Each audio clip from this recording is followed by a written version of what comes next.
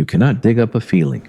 Bone survives, stone survives, ivory, shell, teeth, the chemical shadow of a fire. But the thing you actually want to know about the people who left those objects behind is the one thing that rots first. Nobody has ever excavated longing. There is no layer in the ground where heartbreak shows up, so the question sounds unanswerable, and most of the internet treats that as an invitation to make something up. Warm music, a campfire, two silhouettes, a narrator telling you they felt exactly what you feel. We can do much better than that. Not perfectly, but much better. Because the ethnographic record, ancient DNA out of Ice Age graves, the fossil record of our own bodies, and the neuroscience of bonding all bear on this. And lined up honestly, they give a real answer. It is this. Something very much like romantic love is not a modern invention, not a European invention, and not a recent one.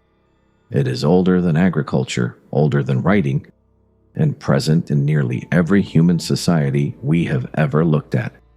And also, for most people, for most of human history, it very probably had almost nothing to do with who you married. That second half is the part nobody tells you. By the end of this, you will know the oldest physical evidence we have of human mating rules. 2 graves outside Moscow holding 13,000 beads of mammoth-ivory between them, and 4 people who turned out not to be related to each other. You will know why the single most popular scientific argument about the origins of human love came under serious dispute in 2025. And you will know what actually made a person attractive in a foraging band, which was measured, and which you would not guess. Let's start with the biggest question, because it has the cleanest answer. There is a popular idea, around for the better part of a century, that romantic love, the specific, obsessive, I cannot stop thinking about this one person kind, is a cultural product of medieval Europe. Troubadours in 12th century Provence invented courtly love as a literary game.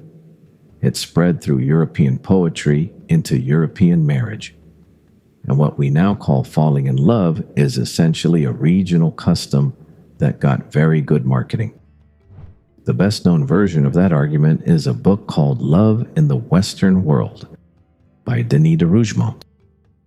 Beautifully written, enormously influential, and as an empirical claim about human beings, wrong.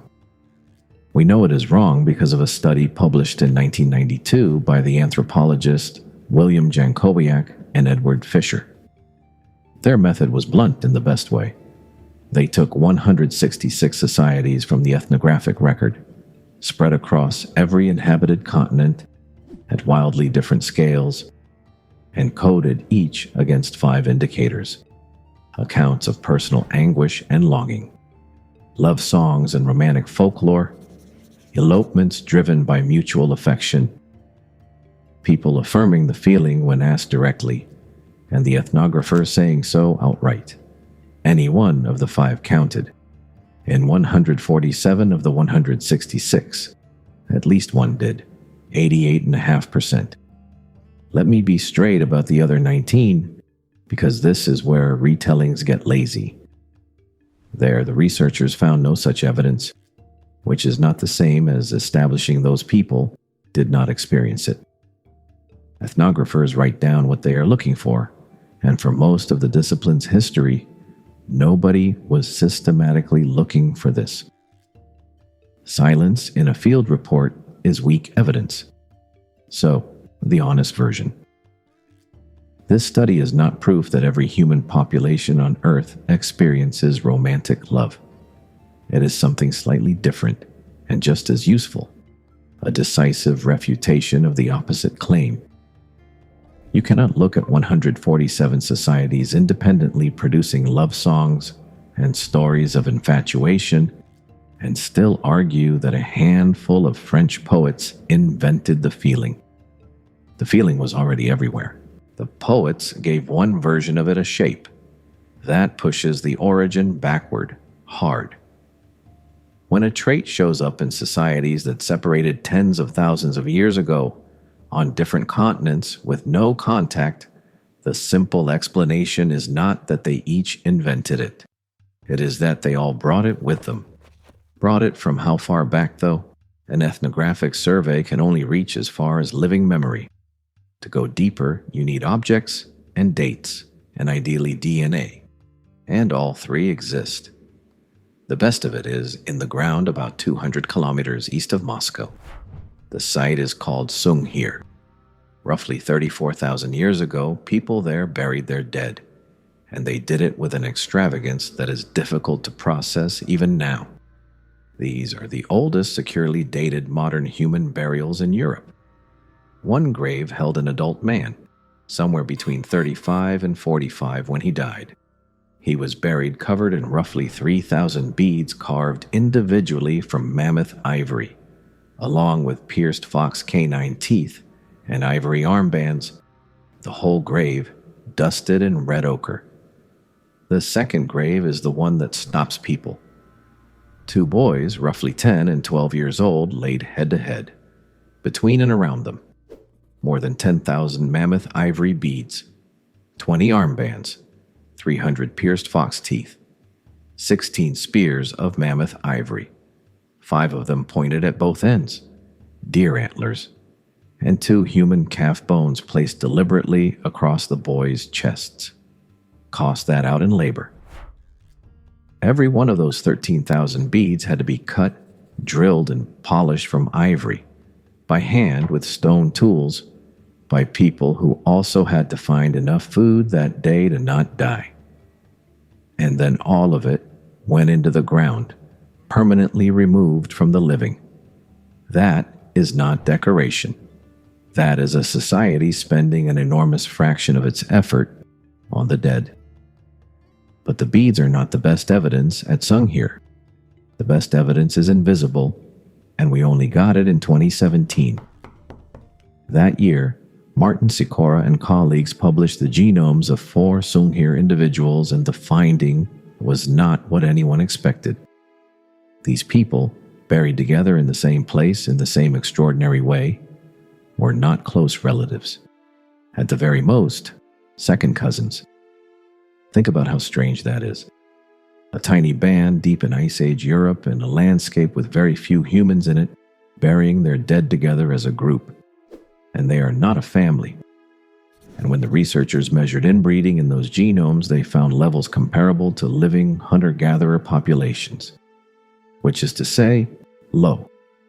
Suspiciously low for a group that small. Groups that small, mating at random, get inbred fast. Sunghir did not. The genomes cannot show us a rule directly. What they show is the outcome. But that outcome is very hard to get by accident. And the standard reading, which is the researcher's own, is that these people were embedded in a larger network.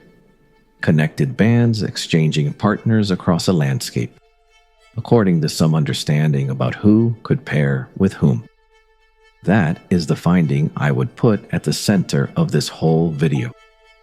34,000 years ago, before agriculture, before writing, before cities, humans were very probably running a system for mate exchange. Not instinct, not proximity.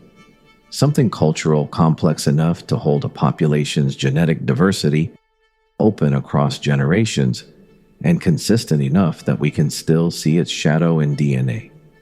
There is a companion piece of evidence for how far that contact reached. From a cave in the Altai Mountains of Siberia. It concerns the Denisovans, a population of archaic humans known almost entirely from DNA rather than bones, distinct from Neanderthals and from us. In 2018, Vivian Slon and colleagues published the genome of a bone fragment called Denisova 11, a girl of at least 13 who lived about 90,000 years ago. Her chromosomes alternated cleanly between Neanderthal and Denisovan ancestry, in the pattern you only get in a first-generation child. Her mother was a Neanderthal, her father was a Denisovan. to human populations separated for hundreds of thousands of years. She is still the only first-generation archaic hybrid ever found. And the fact that she turned up among the tiny handful of archaic genomes we have sequenced suggests that when these groups met, this happened routinely. So, mating networks at 34,000 years, contact across human populations at 90,000. Which brings us to the question the comments on every video about this topic keep asking, and that none of them answer. How much of this was anybody's choice? Let's take the objection head on because it is the right objection. When a video tells you that ancient humans fell in love, the reasonable response is, did they though? Or did somebody's uncle arrange it and the romance is something we painted on afterwards because we like the picture better? The honest answer is that the objection is substantially correct, and the evidence for it is good. In 2011, Robert Walker, Kim Hill, and colleagues did something clever. Rather than guessing about prehistory, they took marriage practices documented across a large set of hunter-gatherer societies and reconstructed their history the way biologists reconstruct the history of a trait, mapping it onto the tree of how those societies are related and asking what the ancestral state most likely was. Their reconstruction put arranged marriage back at least as far as the first modern human migrations out of Africa, alongside low levels of polygyny and reciprocal exchange between the two families. A young man working for years for his wife's family, or goods moving the other way. Their own caveat matters. For the very earliest marriages, the reconstruction is equivocal, because several African hunter-gatherer societies practice courtship marriage, where the couple chooses, and that muddies the deepest branches of the tree. So the strong claim that the first human marriages were arranged is not established. The weaker claim that arranged marriage is extremely old and very widespread is. For what that looked like in practice, the best documented case is the hoansi of the Kalahari, studied across decades, including in Marjorie Shostak's book, Nisa, published in 1981. One population carefully described, not a stand-in for all of prehistory, but the clearest worked example we have. Among the hoansi, all first marriages are arranged by parents. The search for a partner can begin not long after a child is born, and involve 10 years or more of gift exchange between the families before anything is finalized. A typical first marriage joined a girl in her teens to a man in his 20s. She did not pick him. Her parents picked him on the sensible criteria.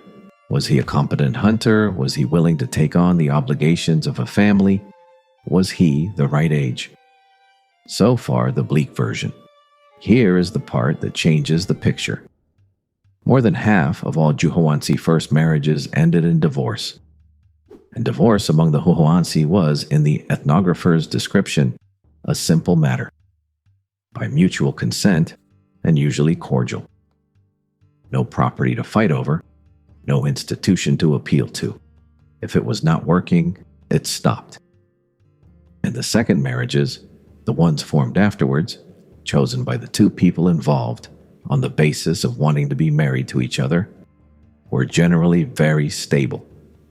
Read that sequence again because it is the whole answer. The system arranged your first marriage. Then, more often than not, the people in it left. And then they chose someone and stayed. That is not a society without romantic choice. That is a society where romantic choice keeps overriding the arrangement. At scale, generation after generation, with the divorce figures to show for it. The rules constrained who you could be paired with. They did not appear to constrain who you wanted. And when the two disagreed a strikingly large fraction of the time, the wanting won. Which raises the last question worth asking. If the wanting was that durable enough to break arrangements a decade in the making, how far back does the wanting itself go? That is where people reach for fossils. And it is where the most repeated argument in this entire subject just came apart. If you have watched anything about the origins of human love, you have encountered this story. It goes, look at gorillas. Males are enormously bigger than females, and that size gap is the signature of a particular mating system. One male monopolizing access to several females backed by the threat of violence. Now look at humans. Men average somewhat larger than women, but the gap is modest. So somewhere in our lineage, the gap shrank. And that shrinking is the fossil fingerprint of a shift away from harems and toward pair bonding. It is a lovely argument, clean, visual, and it makes bones tell you about feelings. Every video on this subject uses it. The trouble is that the size gap in our ancestors is not a settled measurement. It is one of the longest running fights in paleoanthropology, for an annoyingly simple reason. To know how much bigger the males were, you have to know which fossils are male. With a scatter of broken bones from a species extinct for 3 million years, that is frequently a guess. In 2003, a team led by Philip Reno argued that Australopithecus afarensis, Lucy species had size dimorphism similar to modern humans. Moderate, human-like. That is where the popular story comes from. And for about 20 years, it was the version everyone repeated. Then, in July of 2025, Adam Gordon published a reanalysis reaching effectively the opposite conclusion. In Australopithecus afarensis, males were dramatically larger than females, possibly more so than in any great ape alive today. Sit with that. The single most repeated fossil argument for the deep antiquity of human pair bonding is, as of last year, in active dispute, with the most recent analysis pointing the other way. Not disproven, disputed. Every video reciting it as settled fact was overstating a live scientific argument. And I would rather tell you that than pretend the bones agree. One piece of anatomical evidence is steadier. Across primates, the relative size of a male's testes tracks how much sperm competition his species faces. Chimpanzees, where females routinely mate with several males, have enormous testes for their body size. Gorillas, where one male controls access, have famously small ones. Humans sit in the middle, and the genetic work on how often children are fathered by someone other than the mother's partner lands in the same place, commonly estimated at 1 to a few % across most studied populations, though considerably higher in some. So the honest anatomical read: our bodies look like those of an animal that mostly forms pairs, but not strictly and not always. Something in between, with messy edges, which, if you have ever met a human being, tracks. If the bones cannot tell us when the wanting started, there is one place left to look. Not at the skeleton, but at the machinery. The most useful framework here comes from the anthropologist Helen Fisher. What we lump together under the single word love is not one thing in the brain. It is 3 separate systems evolved at different times for different jobs running on different chemistry. The first is lust, the sex drive. Its job is to get you interested in mating at all, with any appropriate partner. It runs largely on testosterone in both men and women. The second is attraction, the obsessive focus this particular person's system. Its job is to make you choose and then stop shopping, to concentrate your mating energy on one individual instead of spreading it thin. It runs largely on dopamine, which is why early romantic love has so much in common, behaviorally, with craving. The third is attachment, the calm, deep, long-term one. Its job is to keep 2 adults cooperating long enough to get a child through the outrageous dependency period human children have. It is associated with oxytocin. The framework earns its keep 2 ways. First, it explains something otherwise confusing. The 3 systems can point at different people at the same time.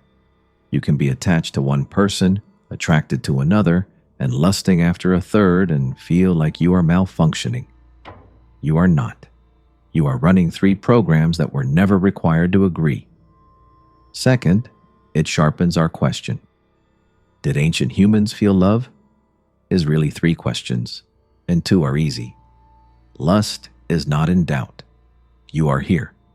Attachment is not seriously in doubt either. It is the middle system, focused individual attraction, that people actually mean. Now the part where I deflate something, because this is where the topic gets oversold to you. You have met the story about oxytocin as the love hormone, and the related one about vasopressin and pair bonding, usually illustrated with prairie voles. There is a real human study behind it. In 2008, Hassavalum and colleagues genotyped 552 pairs of Swedish twins and their partners, and reported that men carrying 2 copies of one variant of the vasopressin receptor gene reported marital crisis at 34%, against 15% for men carrying none of it. Here is what is almost never cited alongside that. It belongs to a genre called candidate gene association research. Pick one gene you have a good story about. Test whether it predicts a complex behavior. And over the last 15 years, that genre has replicated worse than almost any other area of human genetics. The oxytocin literature is in similar shape. Reviews of the experiments that squirt oxytocin up people's noses find the effects wildly heterogeneous, mostly never tested for replication, and the attempted replications largely unsuccessful. The pop science version of this topic wants to hand you a molecule and call it love. The molecule is not the evidence. The evidence is in the ground, and we have already dug most of it up. 2 last pieces, and then I want to be clear about where the ground ends. The first answers a question I find genuinely delightful. What actually made a person attractive in a foraging society? Not what we assume, what was measured. In 2017, Daniel Smith and colleagues published a study of the Agta, a hunter-gatherer population in the Philippines.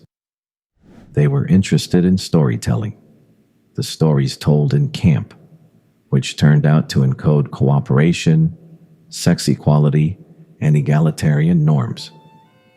But they also asked people to name the skilled storytellers among them, and looked at how those individuals fared. Skilled storytellers were strongly preferred as social partners, and they had, on average, half a child more than people not named as skilled. Half a child. Measured in a living foraging population attached to being good at telling stories. Whatever the deep path selected for, it plainly was not only the ability to hit things. The second piece is one you have almost certainly seen deployed in a video like this, and I want to use it correctly. In Shanidar cave in what is now Iraqi Kurdistan, excavators recovered the skeleton of a Neanderthal man, Shanidar I, who died between 35 and 50 years old. A crushing blow to the face had likely left him blind or nearly blind in the left eye. His right arm was withered, broken, and healed. The lower arm and hand lost entirely. Deformities in the leg and foot would have made walking painful, and bony growths in both ear canals would have left him profoundly deaf. The critical detail is that these injuries healed. He lived for decades afterwards. As Eric Trinkhaus has pointed out, the deafness alone in a landscape full of large carnivores would have made him easy prey. He survived because other people fed him, moved with him, and kept him alive for years, while he could not return the favor. That is evidence of something enormous about Neanderthal social life. It is not evidence of romantic love. It is evidence of care. Those are different things, and keeping them apart is exactly what this channel is for. A group that sustains a disabled member for decades has attachment, obligation, and something we would recognize as compassion. That tells you the third of Fischer's three systems was running, and running strong. It tells you nothing about whether anyone at Shanidar lay awake, thinking about one specific person. So, the ledger plainly, what we can prove, that love is old, that it is very nearly everywhere, that 34,000 years ago people were already structuring who could pair with whom, and that we can read the result of those rules in their genomes and in their divorce rates alike. What we cannot prove that any specific ancient person felt what you felt, that the beads at Sunghir meant devotion rather than status or lineage or something we have no word for. The ivory will never say. That the man buried under 3,000 of them was mourned by someone who loved him romantically rather than by a community observing an obligation. We have the objects. We do not have the interior. That gap is where the honest version of this story ends, and where every dishonest version starts. It is very easy to fill in. The campfire, the silhouettes, the swelling music. I would rather leave it open because what is actually on the record is stranger and better than the invention. 13,000 ivory beads in the frozen ground, 4 people buried as family who were not family, and a pattern 34,000 years old written in nothing but DNA that these people had already worked out you should not marry your cousin and had built a network across a continent so that you did not have to. They were organizing their loves. That much is not a guess.